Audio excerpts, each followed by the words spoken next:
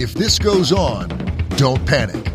Bringing hope to the world through speculative fiction.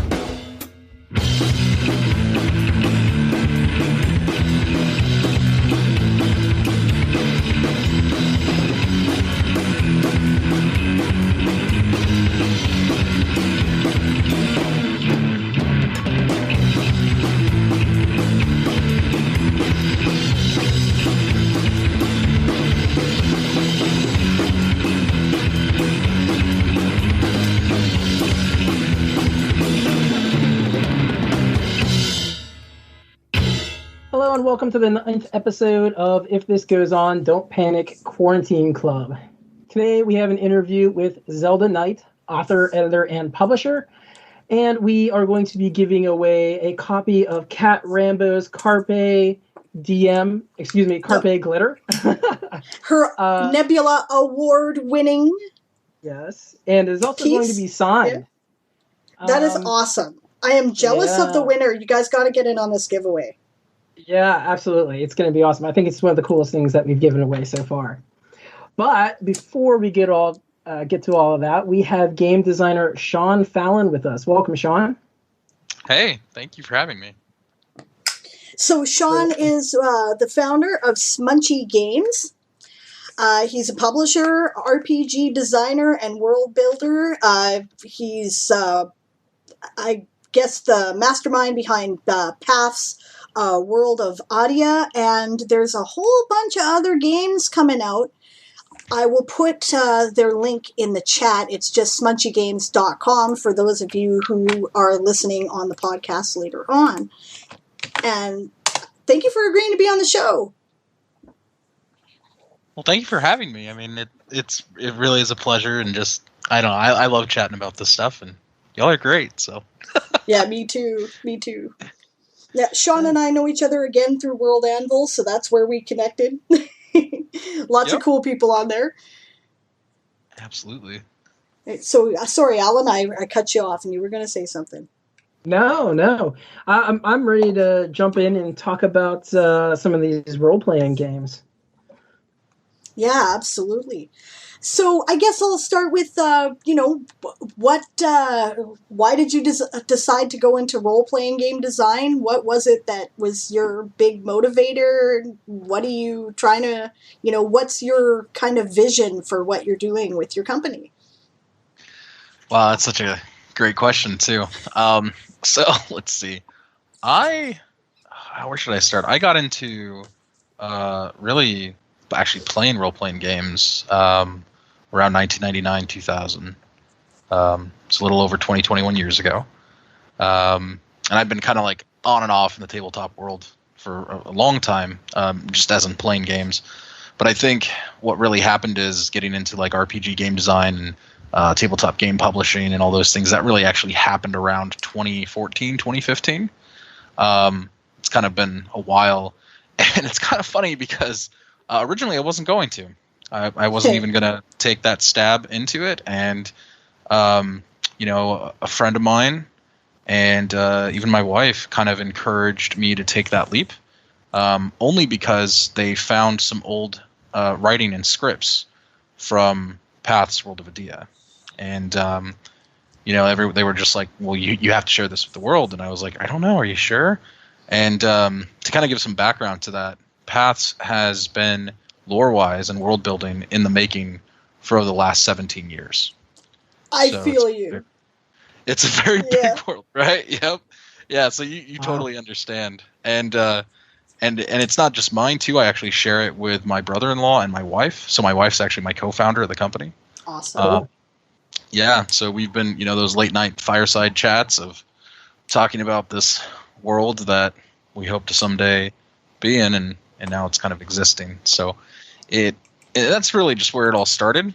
From there, fast forward to 2020 today. It's been a journey, and we've ended up acquiring and creating like 9 other IPs and a few different systems, and a lot of people. So wow, that's really awesome. You don't hear about people following their passions like that, and and succeeding so well all the time. You know what I mean? Yeah, absolutely. No, it's really that's. I've been looking at the world of Adia, and I've got to say that your trailer is killer. It's just absolutely. I'm like, oh, this looks like. Tell us about the world of Adia. What's its like? The thing that makes it unique. Yeah, so there's two things, two large things. So the first one actually has to do with how necromancy works. Necromancy is there is actually abyssal necromancy, and then there is eternal necromancy.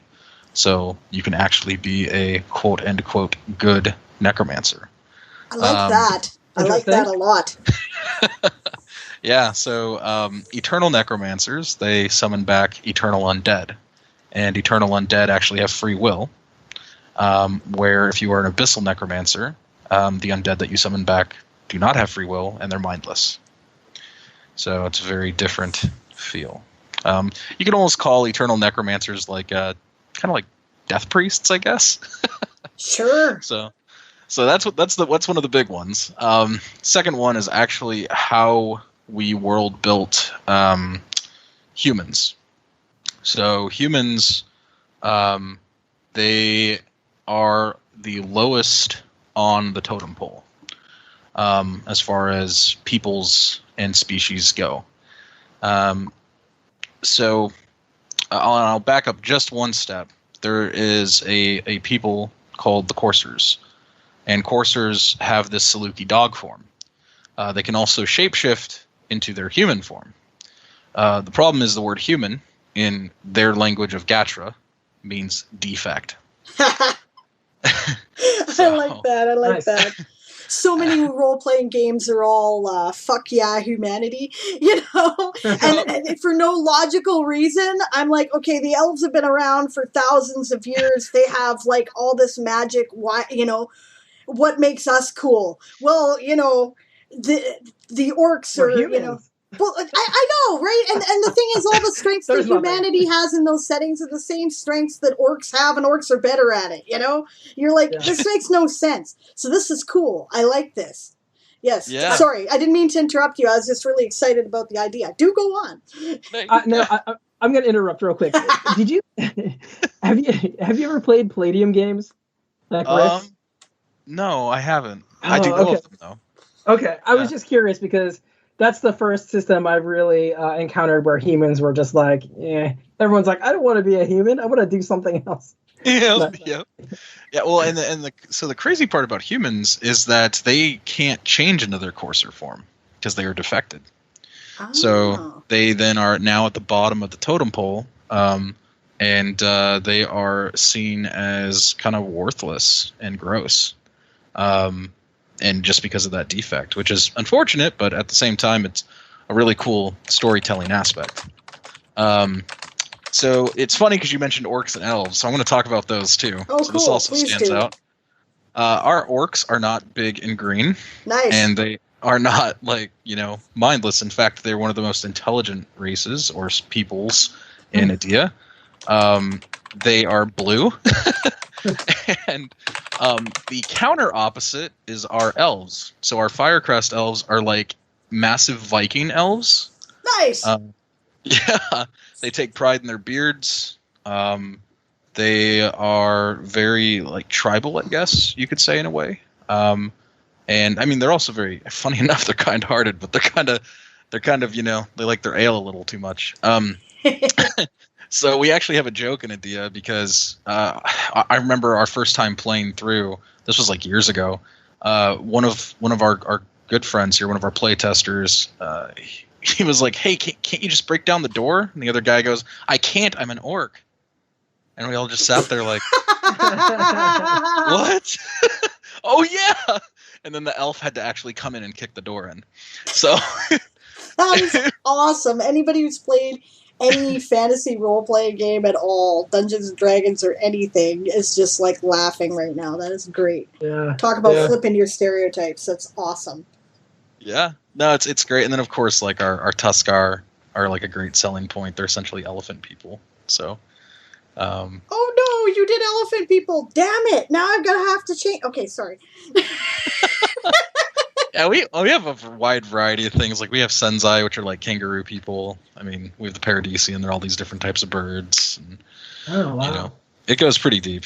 But yeah, so that's kind of paths in a nutshell to start. Anyway. So why change the orc? I don't know. I think for so long I had played so many games. Actually, it was a great discussion because something that myself and my brother-in-law and my wife were talking about back in, I think it was like 2011, 2010, is orcs were always known for being like the big beefy people and kind of just smashing things. And we're like, well, what if we change that? And then most importantly, so we also have vampires, and Cool. vampires are more of a way of life than they are a species. So people always wanted like, well, I still want my elegant elf. And it's like, well, if you actually become a vampire, your anatomy, well, your physical look, I should say, kind of changes.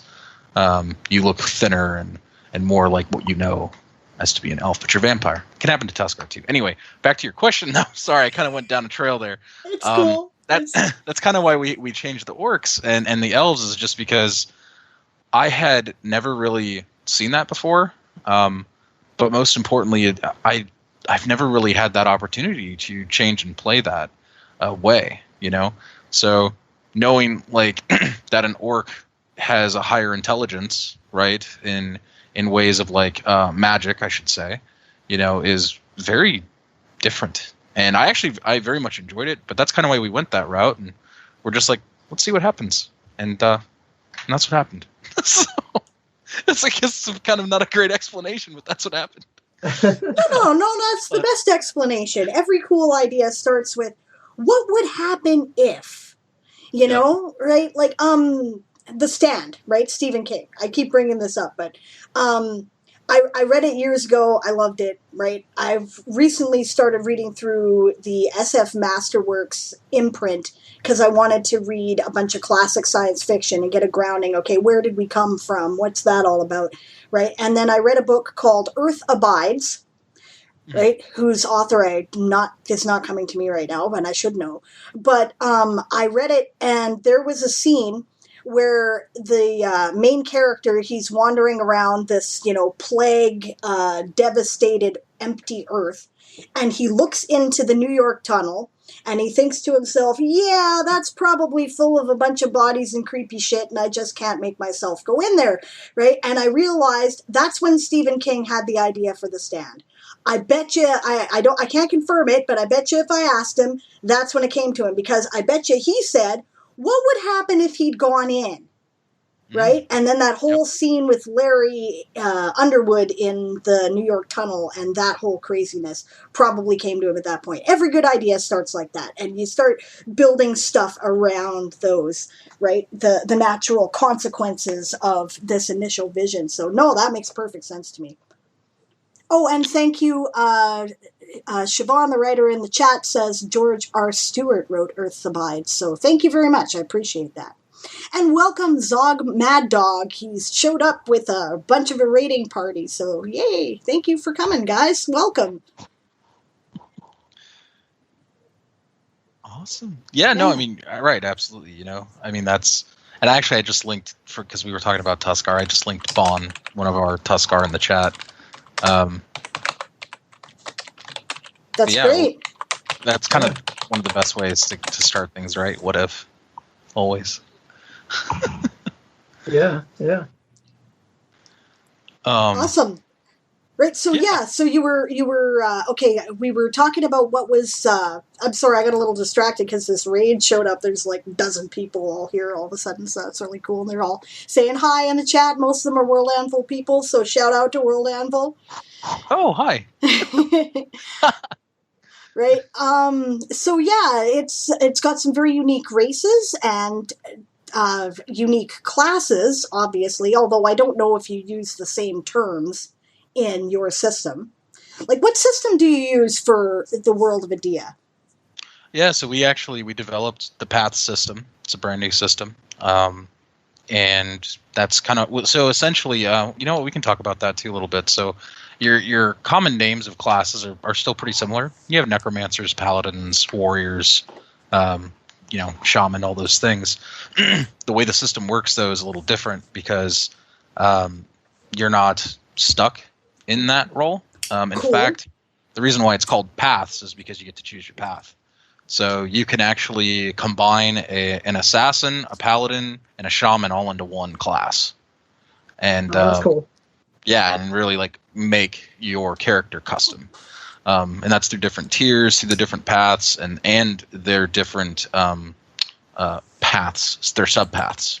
So, for example, a necromancer may have death magic, and then maybe you want to play a paladin and use some kind of, I don't know, judgment, which you could actually be a necromancer paladin too. So, yeah, it's a pretty great system. It's very fun. Personally, of course, I'm biased, but yeah.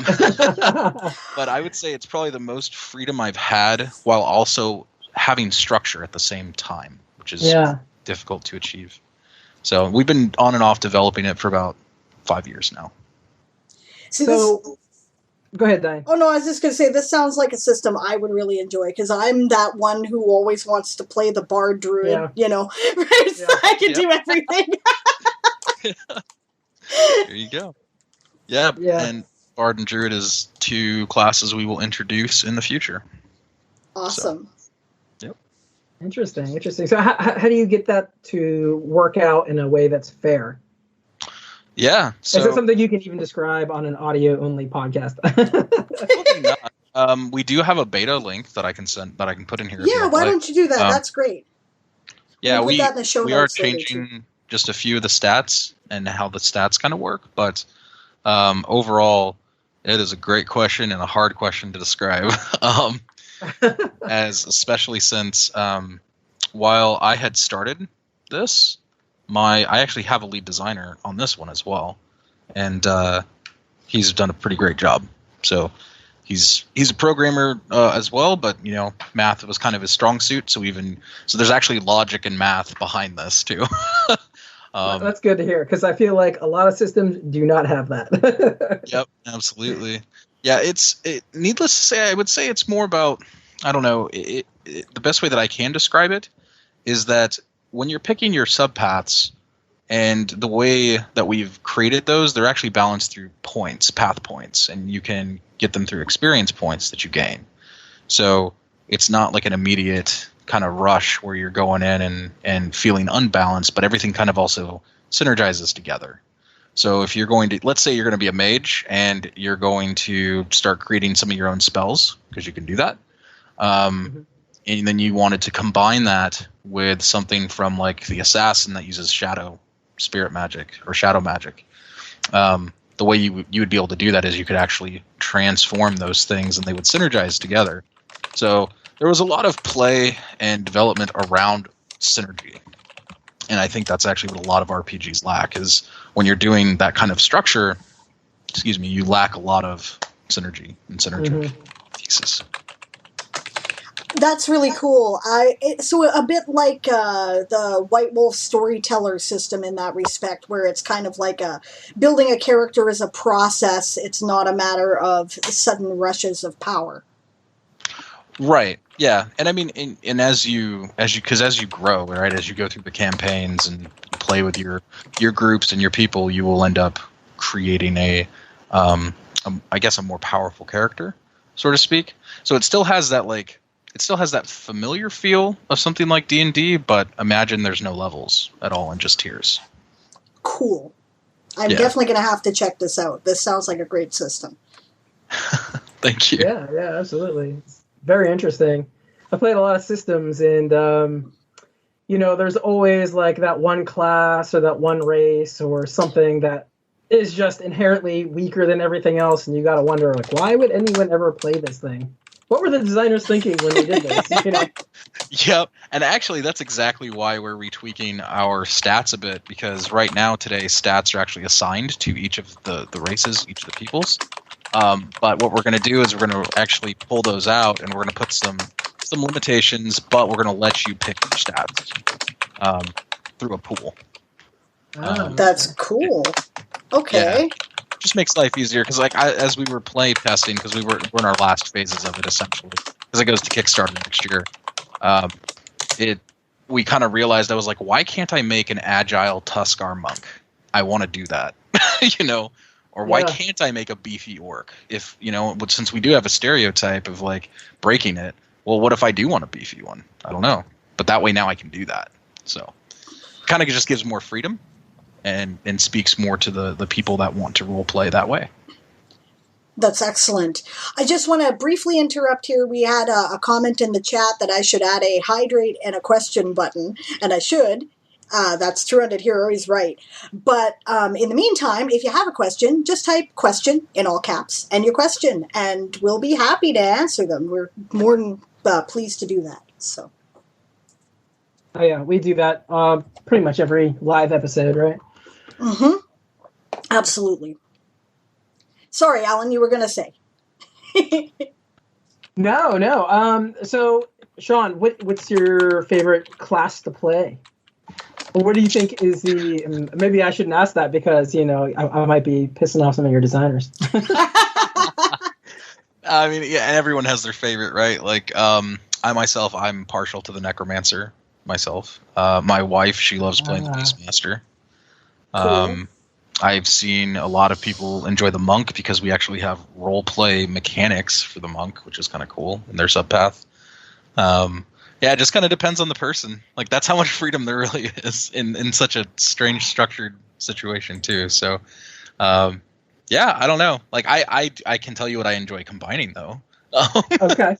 I enjoy combining necromancers, shamans, and paladin classes into one. But that's just because of my play style.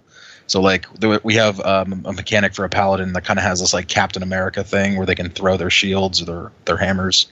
Oh, that's cool. And then, imagine doing that with a necromancer, right? And then you can also shapeshift into, a direwolf at the same time. So. Wow.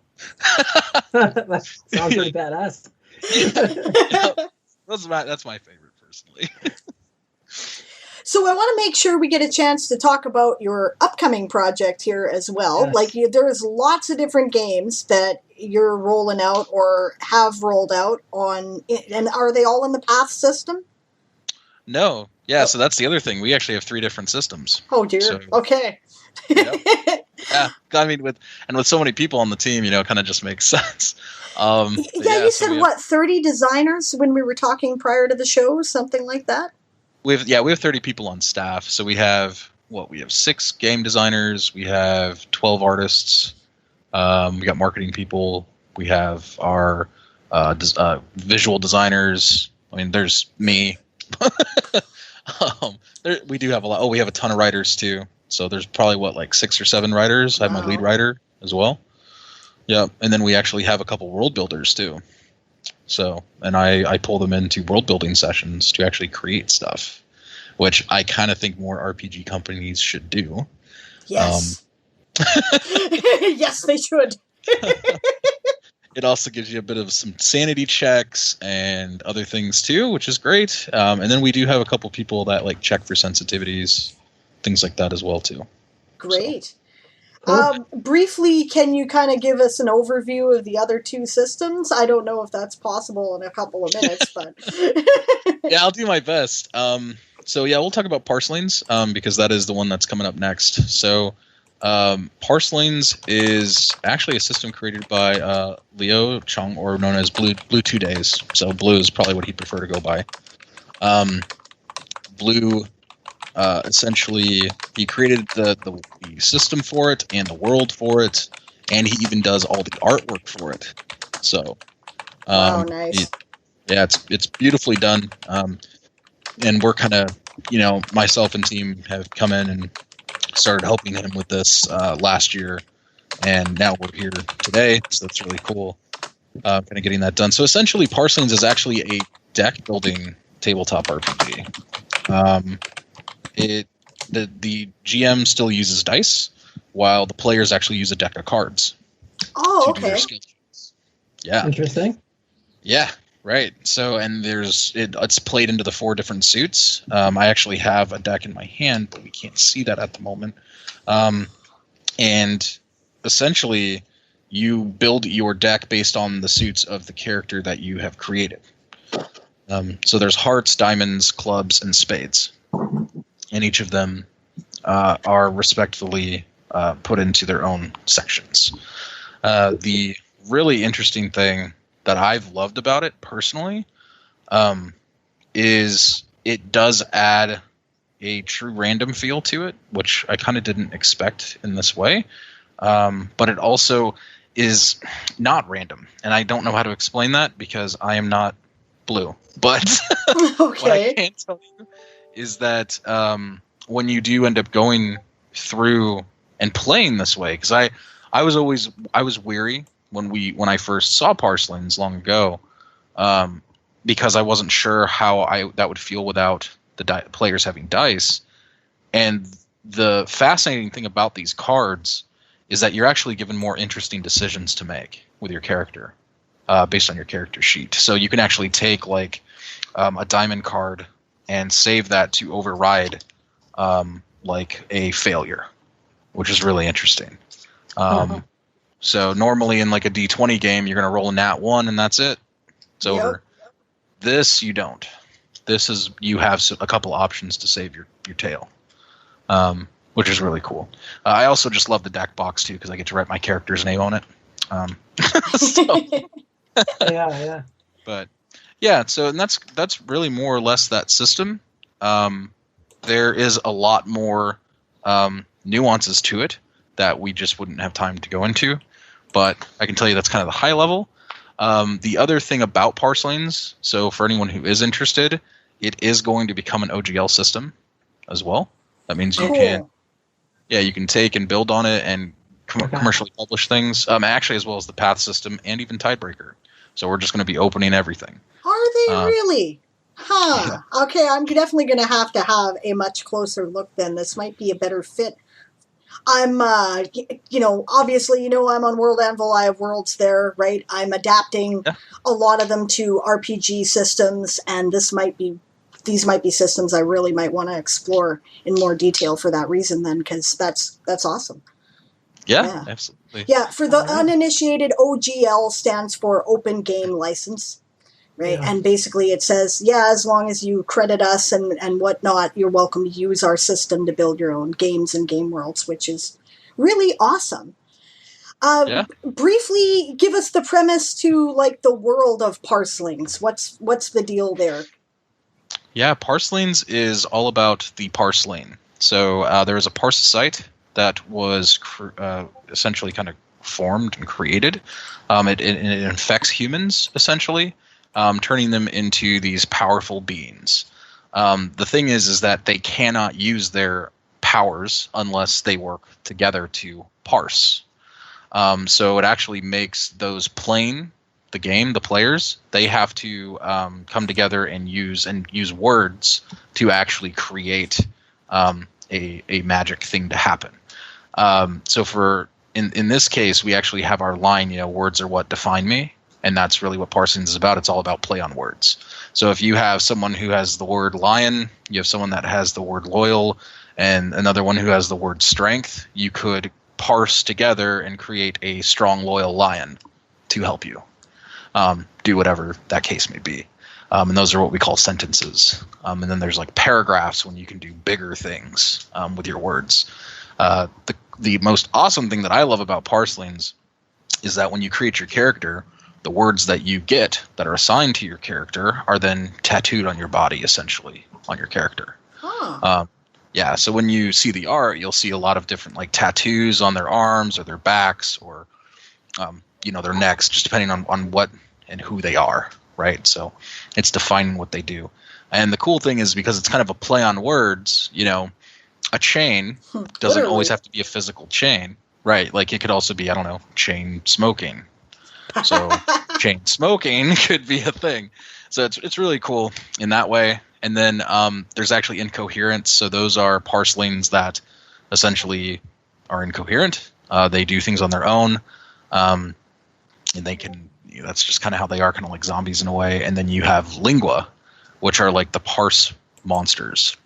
And what they do is they eat other things that their word is. So essentially, if one of their words are, is rock, they will eat other rocks to grow bigger and transform and evolve.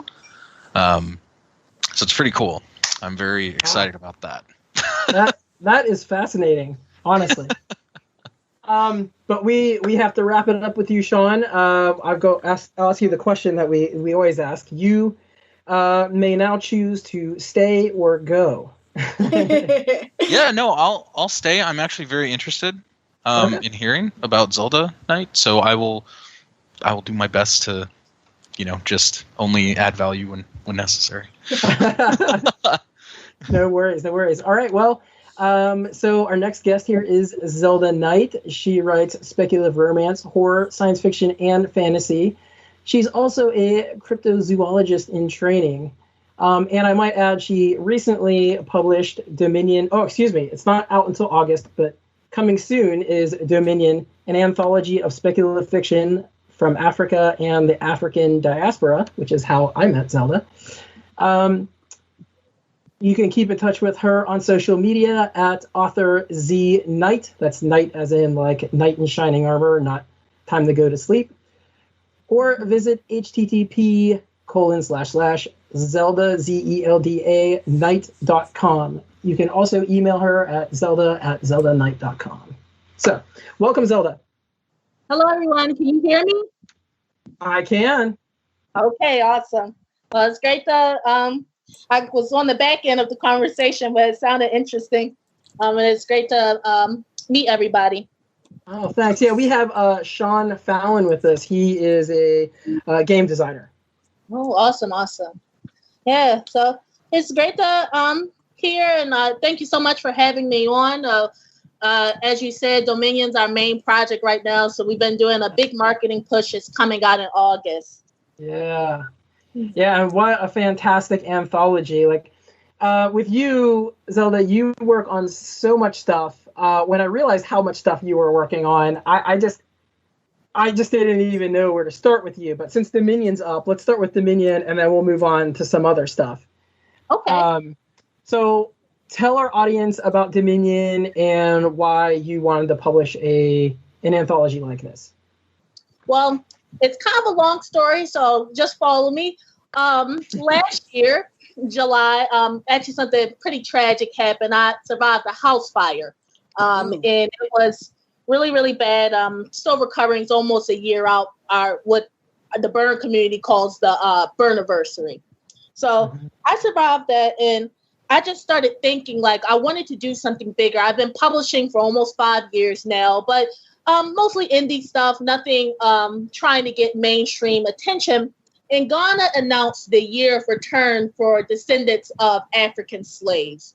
And so a lot of things were going on that year. And I just sat down and I had an author who's now my co-editor. He had submitted a piece to me about basically these Africans that survive in a kind of post-apocalyptic world and they get these magical superpowers. And I thought, wouldn't it be so interesting if someone published an anthology that kind of bridged that gap between African speculative fiction and variations of Afrofuturism or Black speculative fiction. And so that's how Dominion was born. I was going through a pretty tragic time. I found this awesome piece that really spoke to me. And I was like, what a great way to contribute to the year of return that Ghana announced in 2019.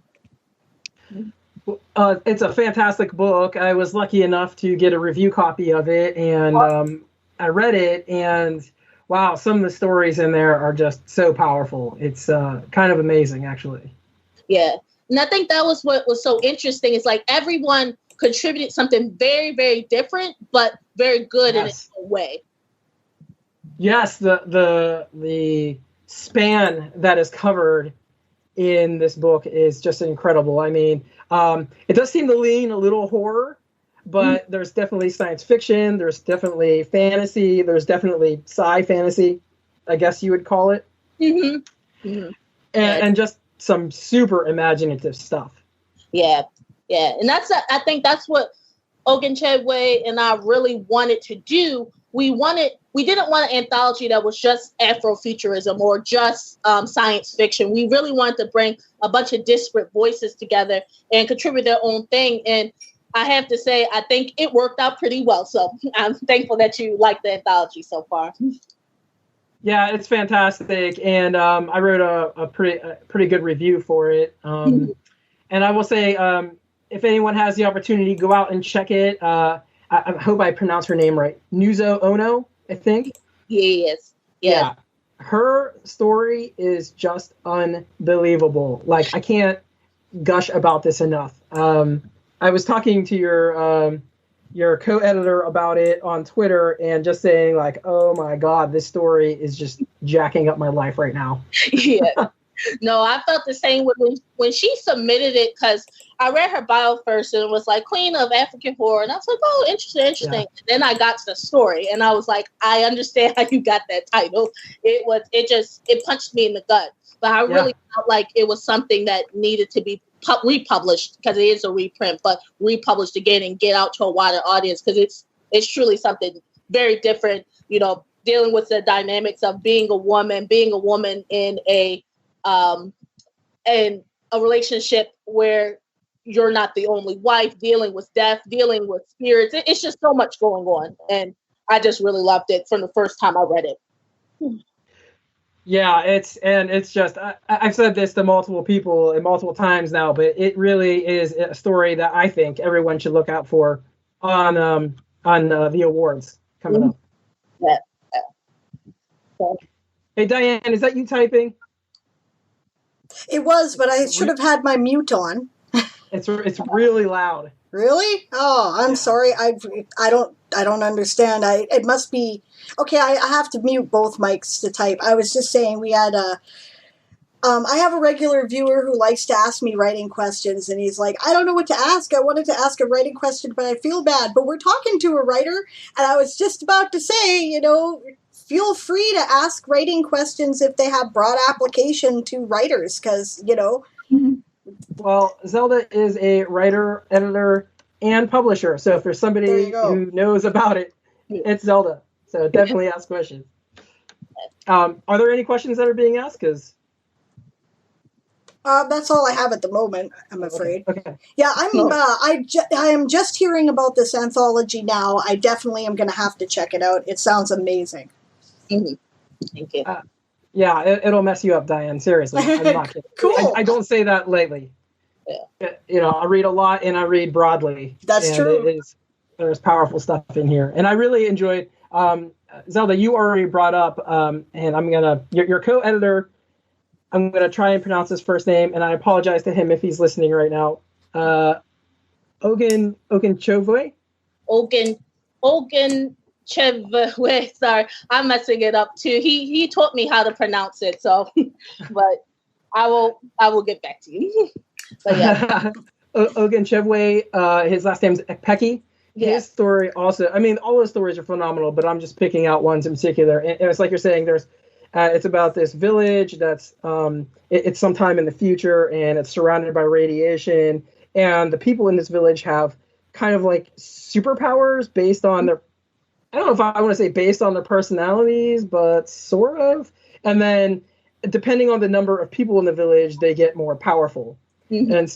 And then there's this dynamic between the older generation and the newer generation going on too, that kind of pushes the story forward, which I think is really interesting and really emblematic of kind of what's happening in the United States right now in a lot of ways. That's probably a broad thing, Alan. I think that dichotomy is going on everywhere right now. I don't think it's just the U.S. Well, that's probably true. I'm very rooted in this disaster of a country we have right here at the moment. Did you pick stories for specific reasons, like that, or did you have authors chosen ahead of time, or how did you do that? So was this anthology, Pecky had a version of this story kind of stewing, and he turned it into a novella-length story. And it was really prophetic in not intended ways, like almost going to war with Iran, for example. Don't want to give too many spoilers. Yeah. But yeah, it was very, very interesting that it kind of mapped onto our current realities a lot. So after that, we didn't have any set authors or poets. We had just done an open call. We didn't know who would respond, but we got a really, really massive response. And from there, we tried to do equal parts diaspora and African, and we tried to balance out the gender as much as possible. But other than that, we just picked stories that spoke to us. That's awesome.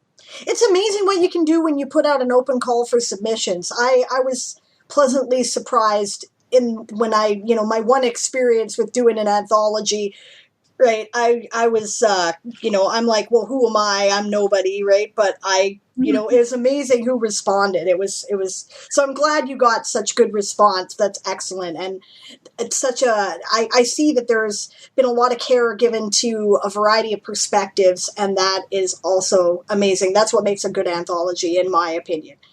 So we do have a couple of questions now. Right.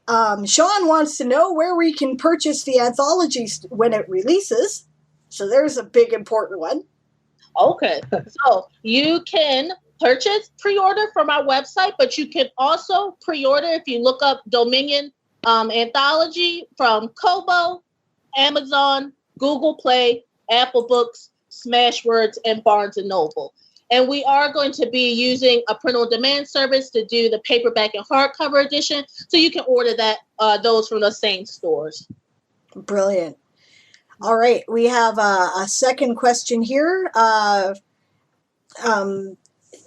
the writer, says, well, as for editing, how many edits do you figure are required to polish a novel or a story, right, for publication? That's an interesting question. Yeah, I guess I put my writer hat on and then also my publisher hat at the same time. As a writer, I think that after you write the first draft, if you have time, you're not like on a deadline or, for example, Fantasy Magazine just opened up and everyone's rushing to get their submissions in by the 7th. But I really think you should write a story and just walk away from it for a while. That while can differ for you, but come back with it with fresh eyes. I like to always go over my stories at least twice, once for just basically structural changes. So does this scene work? Do I really need this paragraph? Am I just trying to hit a word count, or does it move the story along? And then I try to go back and do just a brief, proofread, make sure I don't have spelling errors, et cetera, et cetera. For actually publishing, I always like to do basically the same thing, but added third proofing stage once we get the actual paper copies. But basically read a story, just read it, walk away from it. Then I come back to it and then I say, what is working, what's not working, is anything dragging? And then after that, we do just our light edits. We put it in the hands of Joshua, who was our line editor, who went line by line editing and doing those deep revisions. And then we do another proofreading before it goes to print. So it's more on the publishing side, but the biggest thing that always helps me is just walk away. Because a lot of times when I come back, things I thought were great at 12 a.m. are suddenly not great anymore. Or things I was like, I just kind of, banged it out. Now I'm like, oh no, I really need to explore this. It's really important to the story. From a personal perspective, as another writer, I'll briefly throw in basically the same thing. I agree. I tend to edit as I go a lot of the time to get make sure my flow and pacing are good, right? And then, but yeah, when you've written the end, put it down for long enough that you can get a fresh perspective on it. For me, that's a minimum of a month, right? Mm-hmm. Then you go through and you do, your developmental and proofreading edit. I tend to do those kind of at the same time, right? Mm-hmm. Then I present it to my alpha readers. Then I bring it to my editor. Then I bring it to my beta readers, and then it goes to wherever it's going to get published, and they will do their own editing process with me. So, yeah. Yeah, definitely. If you can get a group together, having beta readers, it's always much, much better than having your own eyes, because someone else will always catch something you can't catch. That's a fact. Yeah, so I definitely, if you can find the people, have beta readers, it really helps. Your friends will work for your alpha readers, by the way, especially if you're lucky enough to have friends who are not afraid to murder your babies. Right? They're good. Okay, and then briefly another question. True Undead Hero says he's working on a book, right? The outlining starts with a god killing an emperor to cause a flintlock fantasy World War I, but he's struggling with motivation. How do we write or prepare character motivation? That's a complex question, and that Isn't sounds it? cool too. I want to read it already, but I love fantasy. But yeah, motivation. I think a thing that really helps me. I write romance, so we have called beats in romance. Meet cute, things like that you kind of follow along. But I always think of external internal motivation. So the external for like a god king, I would think would be like win the war. That would be his external or her external motivation. But I think the internal motivation is really what drives the plot. So are they like best friends to enemies, or do they have split allegiances? Like maybe their mother or father was of this other kingdom, but they had to fight on the other side of the war, something like that. So I think with motivations, you kind of want the internal to be that emotional hook, so they feel human. And then the external is this big, cataclysmic struggle that keeps the plot moving along. Yeah, makes sense to me. Yeah, character motivation is often driven by environment, and it's really more a matter of, for me, it's I think about, okay, here's my character. I know who this person is. Mm-hmm. How would they react to the given situation, right? Mm-hmm. And also, what do they want, right? Mm-hmm. Because the conflict is often driven by what the character is trying to accomplish, what they want that they don't have. Right, exactly. Whether that's acceptance or this, forbidden romance or, personal fame and success, whatever it might be. Mm-hmm. That's great. Yeah. And especially in romance, I always try to sum up, like, not always a full, but the heroine or hero or whoever they might be, it's always that thing they desire. So it might be an adventurous lifestyle and they're more of a homebody. Or someone that speaks their mind, but they can't really find the words to say. So yeah, in different stories it's different, but in romance especially, you kind of want that forbidden romance, or that if only I could, finally make this move on my best friend or something like that. So I think that something you don't have or something that you want and you want in your life is a really good way to start with motivation for a character. Awesome. Thank you so much for that. Excellent. So, amongst all these other things, you've also come out with a magazine. It seems like fairly recently, right? There's 3, or is the 4th issue just came out? Is that right? Yeah, it's 3. Like my master plan back in the day was that I was going to just publish magazines, but obviously that's grown exponentially. But yes, I recently came out with, the end goal was always to have a kind of comics and illustrated story magazine. And so we had a successful Kickstarter for Invictus, which is coming out prayerfully July 15th, the first issue. Yeah. Everything has like a little asterisk nowadays because of COVID. It's like, hopefully on this date. Oh, I completely understand that. So how long have you been running this magazine? About a year, probably, with 3 to 4 issues? I think I have 3 magazines. So Helios, that's 5 years been publishing. Selene is 2 years, and then Invictus is brand new. So so I've been publishing short stories and novella length work for a while now. Oh, I did not pick up on that you had 3 different magazines, because I was thinking Helios. Yeah, Helios is the oldest one. Yes. Okay. Wow. Okay. So why she does everything. She does. I mean, not just once, like 5 times. Yeah. Multi-creative guest today. Yeah. But it's Helios started when I originally started my publishing company, Aurelia. It was formerly Radiant Crown Publishing. But when I started with one novel, and I started with one magazine, and that was Helios Quarterly. And kind of the same thing. I just put up an open call for submissions. I didn't know if anyone would even know my website existed at that time, and I got a great response. So I think, especially anyone listening out there that wants to start a micro press or get into small press publishing, if you have a good idea, you pay, even if it's very little, but you pay something, a token amount, you'll find that people will come. If you, that saying is really true. If you build it, they will come. Gotcha. Awesome. That's awesome.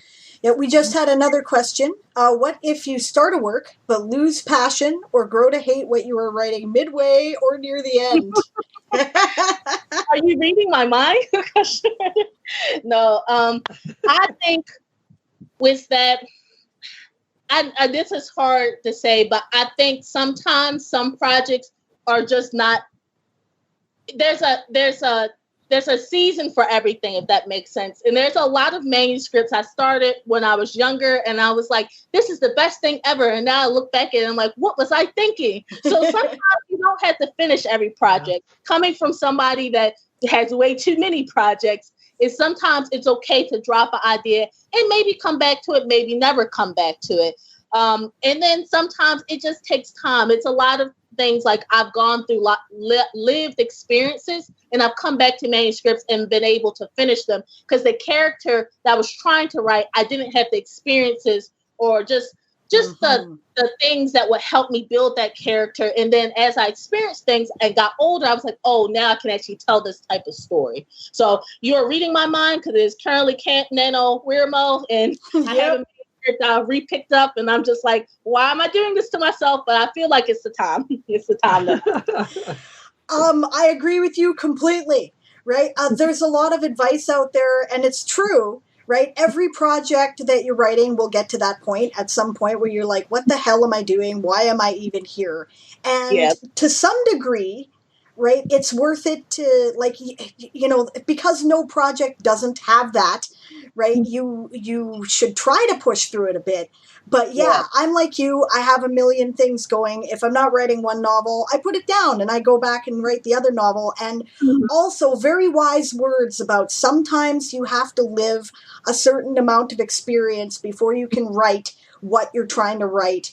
One of my series that I'm working on, I've been working on, Sean will understand this, I've been working on it for almost 20 years now, right? And to some extent, it's just that I did not have the maturity or experience to write what the character was experiencing. I do now, so it's coming out now, right? So yeah, absolutely, 100% behind what you said. Yeah. And it kind of feeds into, not that this is tricky and stuff too, but a lot of people ask, why are adults writing young adult fiction? Well, because they were young adults at one point, they went through it. It's sometimes hard when you have gone through things to understand how to write about certain things. So I totally feel you. It's some manuscripts I don't think, for a long time I'll ever complete, because I still have a lot more of living to do. Absolutely.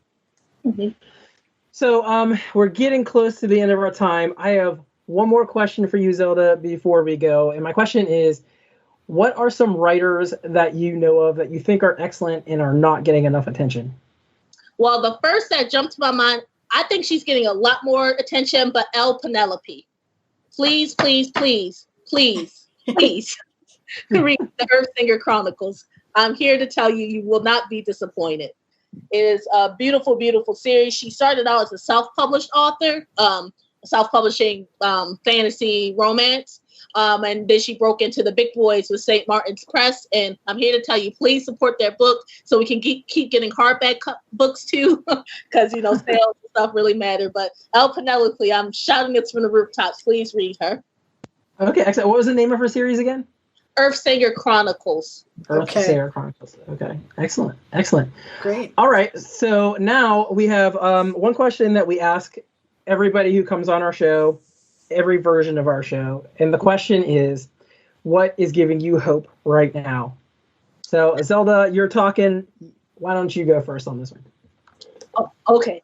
I'll say what's giving me hope. I'm in Louisville right now, so we're one of the epicenters of the ongoing protests. And what's giving me hope is how many people are coming together even during these really trying times. Our governor always talks about Team Kentucky. We'll get through this together. I really see people coming together in a way I haven't seen my whole life. So that gives me a lot of hope. Me too. Fantastic. Fantastic. All right, Sean, that means it's your turn to answer the question. What's giving me hope right now, huh? I guess mine is kind of similar here to what she had just said, and I'm actually, and something really interesting about that, all these people coming together, I'm starting to see people that I never would have expected to see join. Yeah. That's been the big one for me. Interesting. Normally either they're quiet and in the dark, or they're afraid to say something. But I definitely think that seeing these people start showing up and really talking about this, but also kind of just letting their voice be heard, is really a big deal. And it kind of rallies people. It boosts morale. It makes it to where you want to join them. Yeah. And I think that's contagious, and that's what you want to do, and contagious in the best way possible. Yeah. Awesome. It's great. All right. So, Zelda projects that are coming up. What do you want to promote? Well, obviously, please check out Dominion. Please check out Dominion. Tell us what you think. Follow us at Goodreads, all that good stuff. And then later on in this year, we have some really great novels coming out from our authors. One being Realm of Race by Taylor Balasavage, and A Season of Whispers by Jackson Cole. We have others coming out, but these two I really think are going to be some great fall spooky reads. So I really hope you check it out and go to Aurelia Leo, AURELIA, Leo.com to check out more stuff. Awesome. Thank you. And Sean, what do you want to promote? Hit us up at smunchygames.com. Everything will be there, from all of our games to even our future partnerships. We'll be also actually publishing books too, amongst video games. So if you like video games, that'll also be a thing too. Oh, cool. Yeah, that's great. We'll have to have you back on with Rachel once some of those have come out, because she's kind of the host that gives the focus to video games, because that's her community, right? So, great. Sweet. Cool. Absolutely. Okay, so now it is time for the giveaway. Rules, Diane? Okay, so the rules are, right, you are asking us to give something away to someone else. This is your opportunity to do something nice for someone, right? If you think that, if there's someone that you'd really like to just, cheer up, or they're doing something really cool, or just, I think this person would really like this, right? Then post anywhere at all that we are. So that's, our Twitter, this channel, our Discord server, our email, and we'll give you all that information here in a minute. Alan will give you the rundown, right? Wherever that is, post there, tell us about somebody that you think really deserves it, and briefly why. Right? Just briefly, because I like them and I think they need, they could really benefit from this, right? Whatever it is. And then we will randomly draw from the submissions, and somebody will win a book. It's a physical book. We send it to you on our dime. It costs you or the recipient nothing. So your opportunity to do something really nice for someone. Yep. And just to put it out there again, this week we are giving away a signed copy of Cat Rambo's Nebula winning Carpe Glitter, which is a fantastic book. She just won it this year. It's like brand new, fresh. Yeah. I'm so excited that she's, contributing this for us to give away. Yep. It's really cool. I think less than a month, maybe something like that. Yeah. Anyway. You can put that information here in Twitch. As Diane said, you could send it to our email, which is itgo.don'tpanic@gmail.com. That's ITGO, don'tpanic@gmail.com. You can hit us up on Twitter. That's if this goes on, with underscores between each word. And you can just search us on Facebook. We're on Facebook too. And I think that covers... and we have a website as well. So you can hit us up there. Yeah, And just a I think sec that's all. here, and I'll bring up the Discord too and put the link in the chat because Discord links are always complicated. So, but I will do Okay. that. Right. Okay. Yeah. Excellent. So, if you want to support us, what you can do, what we're really asking everybody to do is just share us with people that you think might like us. Follow us on Twitter, follow us on Facebook, that sort of thing. If you really, really want to support us, we have a Patreon. Generally, what we're asking people to do is to donate to things like Black Lives Matter or a politician that isn't a fascist, things like that. So Hard to find please, these days. Yeah, so please do that first. But if you really, really want to donate to us, we have a Patreon, which is patreon.com/ifthisgoeson. So you can find us there. But please share, please subscribe, and all of that kind of thing. All right. And one last question before we go. Where do people find you guys on the web? Who's you guys? Us? Oh, well, no. We know where to find us. I'm talking about our guests. Sorry. Oh. I'll let Sean go first because I talked a lot. Okay. Yeah, I mean, smunchygames.com. At Smunchy Games would be on Twitter too. I do actually strongly also support donating to Black Lives Matter. I mean, heck, we're actually going to be donating a lot of our profits just from this last month and part of this month to it too. So excellent. Kind of a big deal. Yeah. Go on ahead, Zelda. Yeah, and you can find my personal website at Zelda KNIGHT, Knight is in Knight of Shining Armor, as Alan pointed out, .com, or you can find my publishing company at Aurelia, AURELIA, Leo.com, where you can find all of our books, magazines, and anthologies. All right. Fantastic. So thanks everybody for listening. If you have friends that want to listen to this later on, this will be up on our RSS feed on the podcast eventually. Thanks everybody, and goodbye. Yeah, I've just got a couple of Twitch channel notes before we go, just for the channel itself. First of all, thank you for the follows. WD Michael, Zog Mad Dog, and Emma Lindhagen. And for those of you who are following my streams for Camp NaNoWriMo and World Anvil Summer Camp event, I will be streaming regularly this month on Sundays from 1 p.m. to 4 p.m. Pacific time. I'm doing that so I don't cross-stream against anybody else. So that will be regular along with my Wednesday streams and our playcast on Monday nights. Yeah. Awesome. And thanks, guys, for being on the show. Awesome. Yeah. Thank you. Thank you all so much. So I'm good. Okay, time for outro credits. If This Goes On, Don't Panic is edited by Alan Bailey. That's me. With production by Sound Maiden. That's Rachel. Our theme music is by Father Flamethrower, and additional music is by Christopher Snydrosky. Outro music is by Sable Aradia. Intro is by Dave Robinson.